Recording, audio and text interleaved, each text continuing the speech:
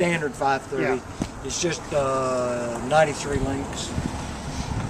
So you started from Arkansas, right? Yeah. And you've been where? What date did you start? 21st of May. Okay. So I guess I've been on the road, what, 2 months now? Yeah. Yep. This is July. What? This is July. July 20th. Yep. Yep. Gosh, Don, I've been telling everybody he's only been on the road 6 weeks. And gosh, it's been almost 8 weeks. Yeah, you're having a good time. Yeah. Let's see. I'm Louisiana. Okay. I went from there to Texas. Went from Dallas to Big Bend. Okay. Catty cornered across the state. That is a long lot of nothing. Yeah. Big Bend was neat. I was going to say, did you like Big Bend Park? Big Bend was, but when I was there, it was hot. You get up in elevation, it was comfortable in the 80s. You get down on the plain, it was 100. Yeah. So I decided to hit north, so I headed up to Carlsbad. San Diego. Carlsbad. New Mexico. New Mexico. I was thinking there's this Carlsbad, San Diego. Carlsbad Caverns. Gotcha. In New Mexico. Okay. Went through those. Yep. Oh, I got a plug for the national parks here in a minute. Went through those, and they said the temperature was going to be 110 the next day. Said, I'm going to the mountains. So I went up into the Lincoln National Forest in New Mexico, spent 3 or 4 days there. Okay. Highs were in the 70s, lows in the low 40s. Gotta love that. It was beautiful. Yeah. Then from New Mexico, I cut across to Arizona, and I went to what, quote, is Four Corners. Mm-hmm. Nobody has ever been to Four Corners. It's closed. Okay. Well, It's closed because a GPS survey has shown the marker has been 2 miles from where it's supposed to be all these years. So everybody, so there were a bunch of other people that pulled in too when I pulled in, and there's a big old closed sign. So we took turns taking pictures of each other in front of the closed sign so we could say, "Ha ha, you weren't there either." But then son of a gun. yeah. 8 years ago when we was at So you Durango. thought, yeah, you thought you were there. Then I went across the Navajo Nation to the north side of the Grand Canyon. Spent several days there. That was beautiful, but man, there was still snow on the ground. Yeah, it gets cold at night. And it was down in the low 30s. Yeah. And my tent poles had gotten broken at Big Bend from the wind. So I lived 3.5, almost 4 weeks without a tent. Oh, jeez. So I was just throwing my sleeping bag on the ground. And then, what, from there, gosh, it's hard to remember that far back. Anyway, I went up through Utah. Did you take that scenic to highway? Bryce, That scenic highway? 12. Yeah, isn't that nice? And I rode along what they call Hell's Backbone. I've been riding a motorcycle for 50 years. That's the first road that ever took my breath away. Yeah, you're riding on the top of nothing. Hey, I felt that way. I felt that way yesterday going through Glacier National Park. That's nothing Yeah. compared to that. I say. On Hell's Backbone, there is no shoulder. There's no guardrail. If you run off the pavement, you've got a 400 or 500 foot drop, and it ain't a straight road. It will. You know, if you've ridden a lot of bike roads, that one will take your breath away. That Utah, that 12 is a nice. When I went down it, the cattle were. They had cowboys and cattle, and it was pretty neat. Then let's see. I went through Bryce Canyon. That's turned into a tourist trap. Oh yeah, it's really busy. You know, looking at the map, it looked like it was far out of the way, so I thought, that's a neat place to go. I bet you there were 12 out-of-state plates for every local plate. Yeah. And half of those were Europeans. Yeah, I noticed. I noticed that. But then I found this drive. I just found. Went over into Colorado because I got a daughter that lives in Boulder, and went over and spent some time with her. So you took this through the Rockies? Yeah. Wow. She runs fine up to about 7,500 feet. Okay.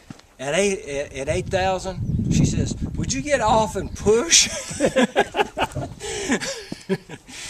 Yeah, but you know, the solution is to rejet, but you're not going to rejet when you're going up and down. No. You just tolerate the lack of power. Colorado to Colorado, and then I went from Colorado. I went up into Wyoming, went up into the Tetons and Yellowstone. nice. That's when I ran into the bear and the fox Gotcha. occupying my. Oh, one of the three of the nights that I was in the Tetons, there was a couple parked next to me in the campground right next to it who played the banjo and guitar. Okay. Every night they'd pull their banjo and guitar out and sit there and play bluegrass. Nice. Yeah. Nice. The camp host said, "We hope you appreciate our free music." You know, but people were doing it. Was fantastic. Nice. They were. It was good, pleasant. Let's see, from there, where'd I go? Went over into Idaho. Okay. At Cedar Falls, I picked up a brochure. It said that there was the National Folk Music Festival was in Butte, Montana, the following weekend.